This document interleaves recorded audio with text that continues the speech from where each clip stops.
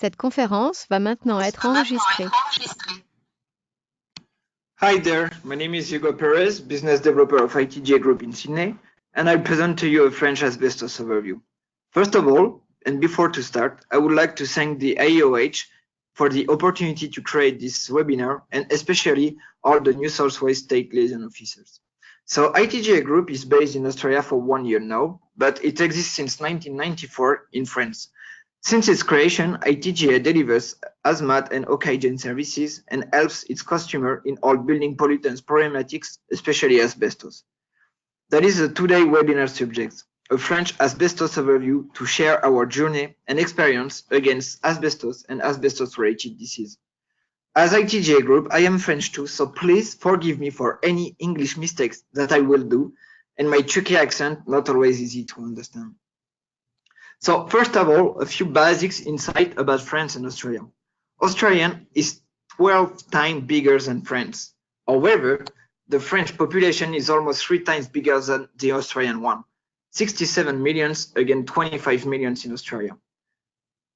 In the 20th century, both countries mined asbestos and also imported asbestos to essentially use it in construction. Between 1930 and 1983, France imported 3.5 million tons, while Australia imported 1.5 million tons. It shows that France and Australia are two huge asbestos users, or were two huge asbestos users. Today, we count 1,700 deaths a year in France regarding asbestos-related disease, while Australia counts 4,000 deaths a year according to the Asbestos Safety Eradication Agency. We do not compare France and Australia by numbers, but just wanted to give you the French context to know where France is at the moment and give you a marker thanks to Australia. The aim of this presentation is not to select which country manages the better asbestos, but really to share knowledge and best practices and fight together asbestos exposures and asbestos-related disease. We'll start by a little bit of French history and historic to understand how we arrived in the today's asbestos regulation, and then we'll focus in how we identify the hazard, assess the risk, and finally manage this risk.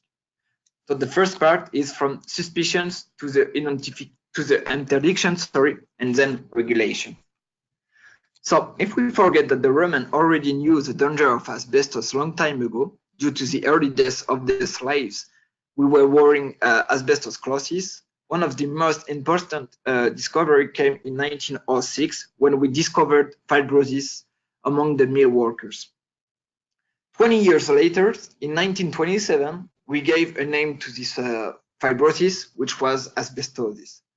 Only 50 years later, we consider in France lung cancer and mesothelioma as an occupational disease.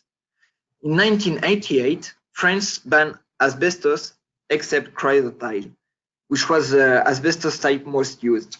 Then, in 1996, a collective research conducted by the INSERM, the National Health and Medical Research Association, states that all types of asbestos are dangerous, chrysotile included. Thanks to that, the total ban on asbestos came into effect the 1st January 1997, more than 20 years before the European Union regulation and more than 100 years after the fibrosis discovery. So total ban meaning that it's illegal to import, manufacture, and put on the market any asbestos fibers containing or not in materials. The ban of asbestos brings two separate regulations important to understand. The first one is the protection of the public, which means you and I enjoying the French streets, gardens, shopping centers, etc. So every site and building receiving public is under the public regulation. The second one is the protection of the workers, applied in every workplace, for example, offices, industrial sites, or to asbestos removal companies. The current regulations were a long process to put in place. So started in 1996, France implemented what we call emergency measures to control asbestos. It was more like now asbestos will be banned, how to regulate it, what we do with the asbestos already in place, and how we enforce the regulation. It was first a reactive action due to the ban, then the proactive regulation that we have today. with a lot of text coming since 2001 and more preventive measures. Now in France, both public and workers' regulations gather more than 1,000 texts that you need to be aware of and apply. So now let's develop more about the regulation with the first essential step, that is the hazard identification. Remember the BOSS regulation, that is very important. We are here talking about the public regulations only applied to the public, not to the workers.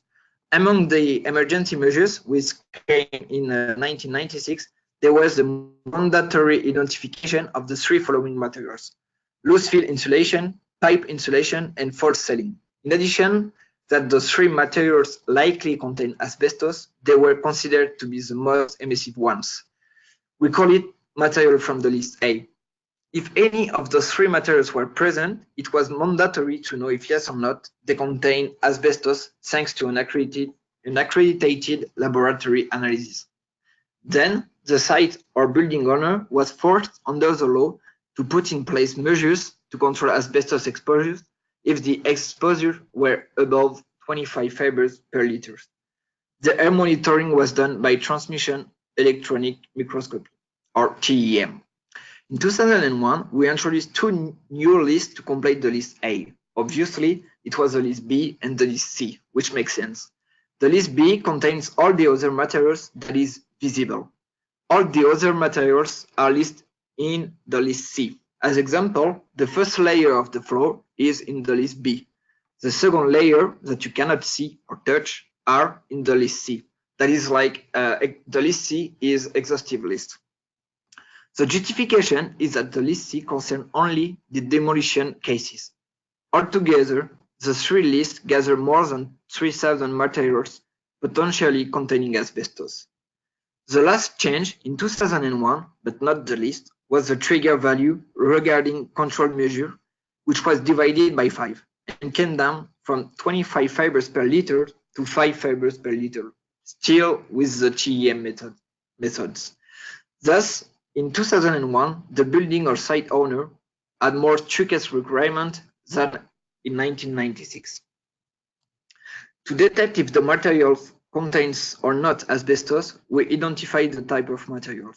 Firstly, if this is a fibrous material, accredited laboratories could use the polarized light microscopy, or, if any doubt, switch to the TEM or SEM, scanning electron microscopy. The second method is for non-fibrous materials. Here, the use of SEM or TEM is mandatory. So still regarding the public regulations, if every potential ICM is done, there are two ways to follow up the identification. Regarding the list B, building owner has the duty to manage the risk associated to protect the building occupants. Regarding the list A, it is a little bit more complicated that we will see. So on the material from the list A is confirmed to contain asbestos, there is an assessment done according to the degradation, damage, level of occupancy, maintenance, and so on. Their result is between the level 1, the lowest risk, and the level 3, the highest risk. For the level 1, a reassessment is mandatory every 3 years. For the level 2, an air monitoring is conducted. If the exposure is under 5 fibers per liter, TEM analysis, then just come back in 3 years as the level 1 to do a reassessment. If the level exposure is above, the building or site owner has to put in place measures to control the risk and do like maintenance works, confinement or removal. After that, a visual inspection and air monitoring are planned to check if the level came down under 5 fibers per liter. If yes, and of course you did not remove the asbestos, you will reassess it in 3 years with the same process. For the level 3, no air monitoring is needed. The situation is judged critical, thus you directly have to implement control measures and follow after the same step process that you find in level 2. So regarding the workers' regulation, the setup was a little bit more complicated. In 1996, the asbestos identification existed, but it was not respected in every workplaces, and there were law enforcement by regulators. In 2016, we saw law enforcement to the PCBUs, especially regarding the pre-work assessment. Before any refurbishment or demolition works in a building built prior 1997, the ICM identification became mandatory as for the public regulations. It is important to understand that when a company started refurbishment or demolition works in a private house, for example, the works location become a workplace. After focusing on the hazard identification, let's go in deep in the risk assessment. Again, please remind you that there are two distinct regulations. The public one to protect the public and the workers one to protect the workers. In the public regulations, France follows since 1996 a norm to assess the risk that is based to the asbestos fiber content by TEM.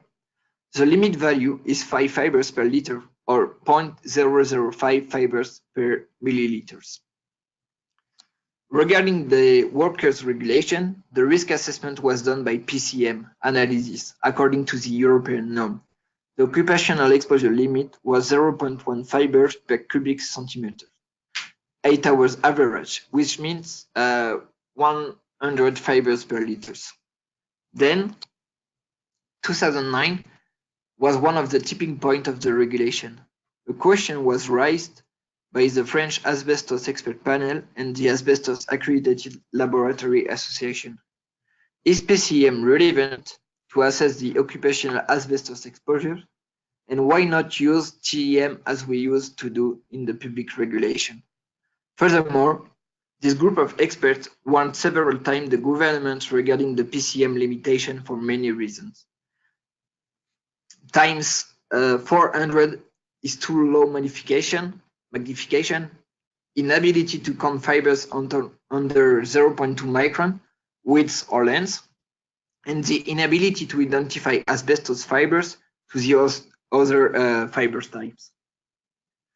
At the same time, 2009, the Environment and Occupational Health Security French agency released a toxicology study regarding asbestos fibers categories.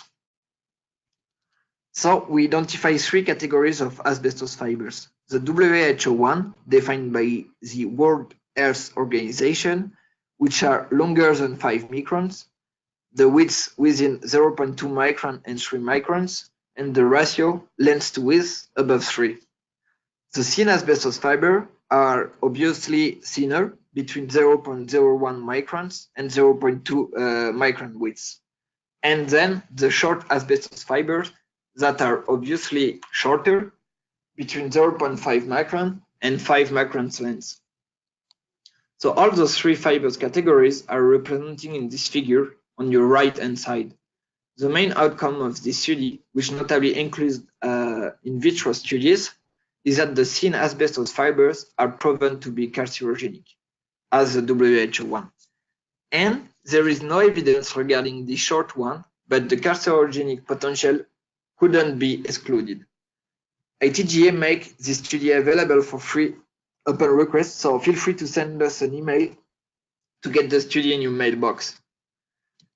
Then, coming back to the labor regulation and the PCM analysis, the short asbestos fibers are not taken into account, and the thin asbestos fibers are not even detectable with PCM, so not taking it into account. Compared to the public health and TEM analysis, where the short asbestos fibers are still not taken into account, but here, the thin asbestos fibers are visible and taken into account, which makes sense as they are proven to be carcinogenic. At the end of this study, the AFSET raised some key recommendations to better protect our workers. First, lower the occupational exposure limit. Then, include the thin asbestos fibers.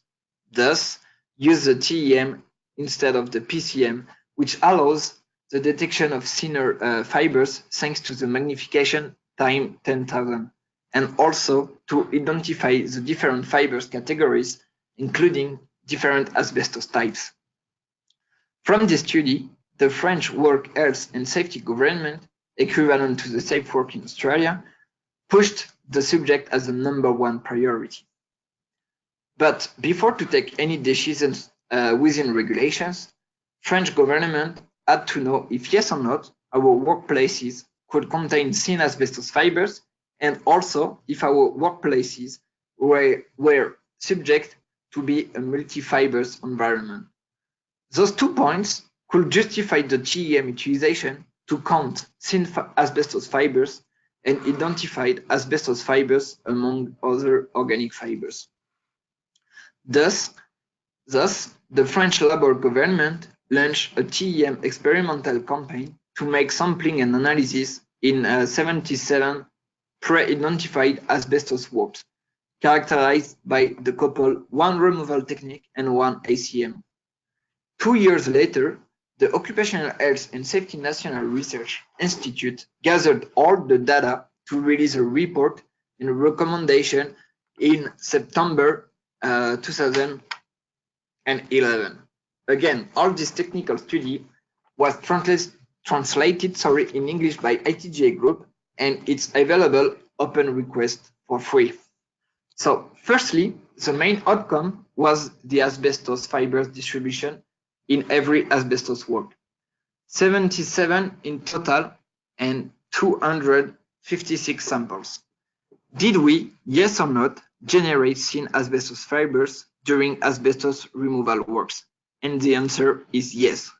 In average, asbestos removal works release more thin asbestos fibers than WHO fibers. Thus, with the same sample, we could miss more than the half of carcinogenic fibers, the thin asbestos one, if we use PCM instead of TEM. And as there is no correlation between the PCM and TEM result, it is impossible to apply any mathematical formula or algorithm. In this study, the ENRS discussed also the notion of friable and non-friable while doing a risk assessment.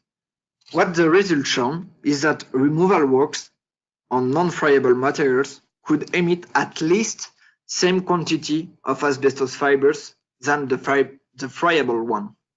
If we compare the maximum release of the grinding, sanding on non-friable external paints, that is 8,580 fibers per liter, it could release more asbestos fibers than the scraping of friable asbestos spray coating, where the mean is equal to approximately 6,000 fibers per liter, shown in the table.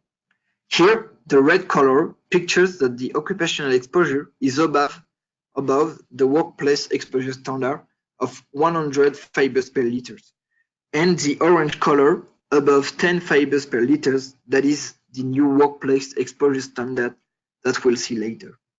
If we look at the two right-hand side columns, the exposures with adequate respirator personnel equipment exceed the new workplace exposure standard if we take into account the thin asbestos fibers. So that's where we have to act. It was two extracts from the ENRS technical survey in 2011, and I really recommended anyone interested to read the entire study. So now we will see what are the consequences arising from this TEM campaign and offset toxicology study. Obviously, the asbestos risk is linked to the ACM emissivity concern, and that whatever the material category. And non-fibrous materials could also bring a high exposure risk. That's why we stopped the distinction between friable and non-friable material in 2012. Furthermore, the French government decided to apply the TEM analysis method in the labor regulation to take into account the thin asbestos fibers. In the same time, they divided by 10 the occupational exposure limit, as I said before. We passed from 100 fibers per liter to 10 fibers per liter, 8 hours time average. The last decision was to do every risk assessment by the processus method before starting an asbestos removal works. A processus is the combination of three components: an asbestos removal technique, an asbestos containing material, and an engineering control as local exhaust ventilation. If we change one of these components, it becomes another processus. For each asbestos-related works, the PCBUs must do the company processus inventory that they will use and estimate the level of asbestos dust related to each processus. This is known as the preliminary risk assessment. This pre-assessment has to be confirmed by air monitoring, and that for each processus. Each result from the air monitoring is gathered in a public database named Scholamiant. You get the URL here if you want to have a look.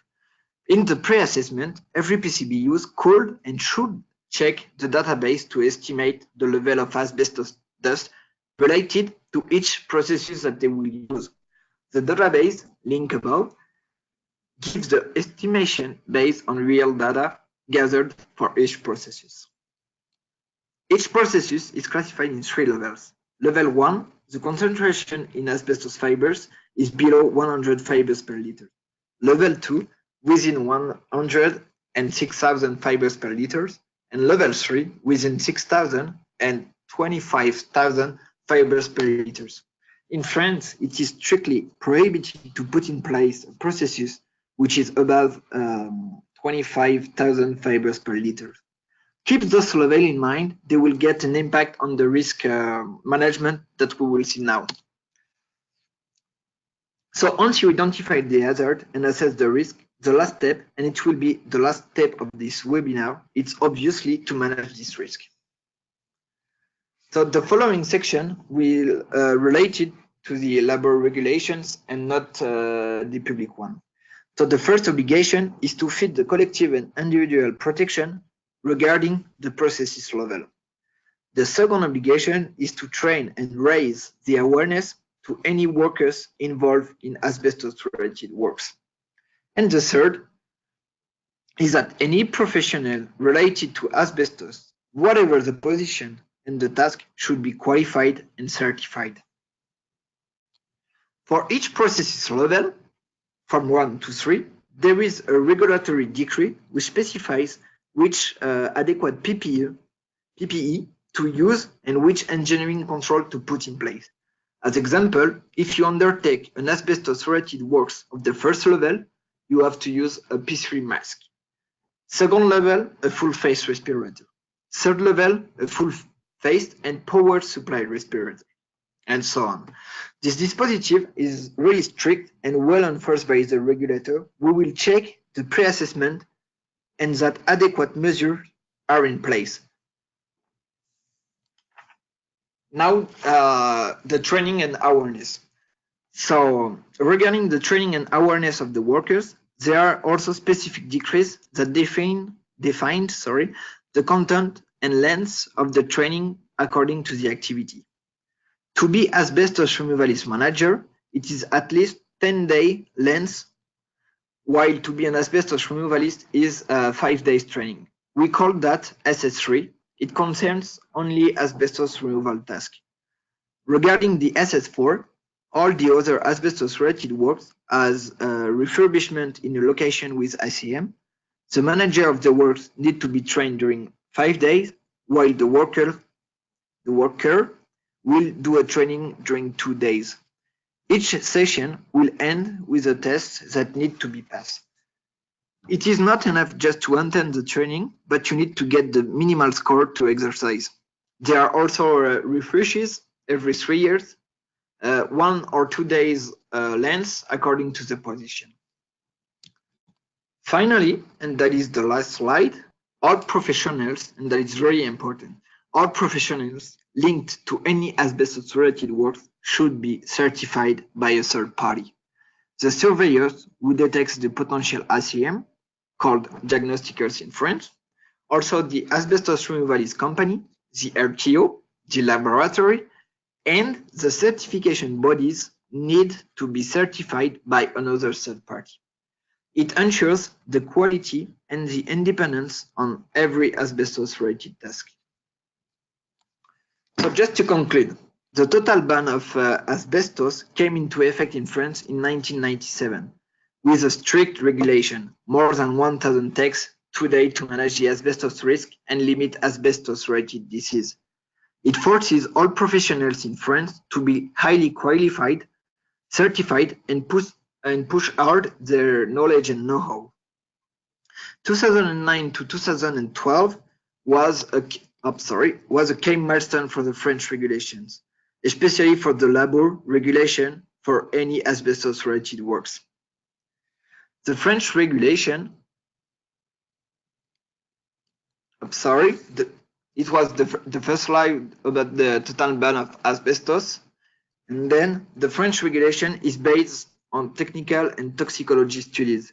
Only real proof and fact could change the French regulation, but this knowledge from those studies are stuck in the language barrier. You heard me with my terrible French accent. We are stuck in the language barrier. At ETGA, we are ready and looking forward to sharing the French knowledge with every people who may be interested or impacted. So please let us know if you are interested to see any studies quoted in this webinar or other information. We are also pleased to help any professional with asbestos problematics. So if you have any questions from this webinar, or do you want all the technical studies that we were quoted in this webinar, do not hesitate to send an email to hugo.perez@itgagroup.com, or even give us a call or whatever. I hope you enjoyed the webinar. You reach to understand my French accent, and you get interesting insight also. Have a good one. It was Hugo.